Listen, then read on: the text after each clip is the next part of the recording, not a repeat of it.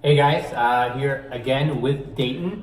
Today we're going to be talking about compound movements versus isolation movements in our Cinco number 5 podcast.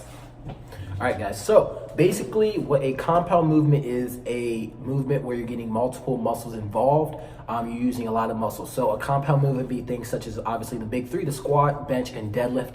And then there's a lot of things that obviously the muscles are involved there. So bench, you're using a lot of your pushing muscles, whether it be chest, shoulders, triceps, and then obviously you have a lot of stabilizers there as far as your back. And then same thing with squat. You're using your core, legs.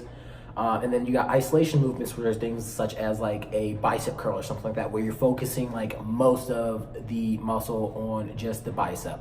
Isolation, same with the tricep push down, or like a leg curl where you're focusing just mainly on the hamstrings and things like that. So what would you say the benefits of compound movements are, Seth? If you're strapped for time, what you can do is more compound movements. You are going to be working more muscles in a shorter period of time. So if you have goals to meet in the timeline, or if you just have a short period of time you can work out, He's absolutely you correct. want to go for compound movements versus isolation. But on the caveat of that, if you want to work on something, let's say you have small calves for situations, so you could isolate that movement and work that muscle more in the hopes of getting some hypertrophy for that area. So I would say, some of the benefits, obviously, like you said, for compounds are obviously just your crunch for time, and they're more strength movements. You're involving you're getting more bang for your buck, but you're not, I guess, isolating certain muscles. So let's say you want to do like a pull-up or something like that. You're using mostly back and a little bit, and obviously some biceps. So that's more of a compound movement.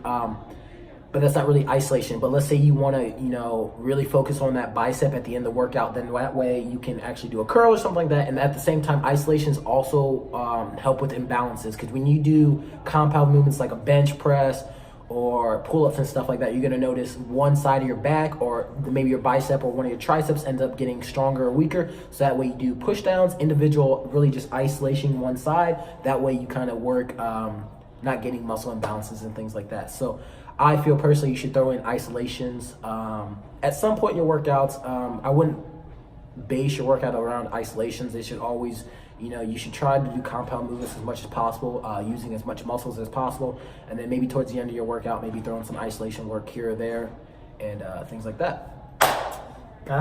So another thing you can do is, instead of just doing bodyweight stuff and doing things with weights, is that you can do things with TRX. Another great way to isolate in terms of doing compound movements. Another way you can do that. So if you have any impairments to where you can't physically do a certain movement, that'd be a great way for you to build that up to where you can go from doing isolation movement to being able to do compound movement.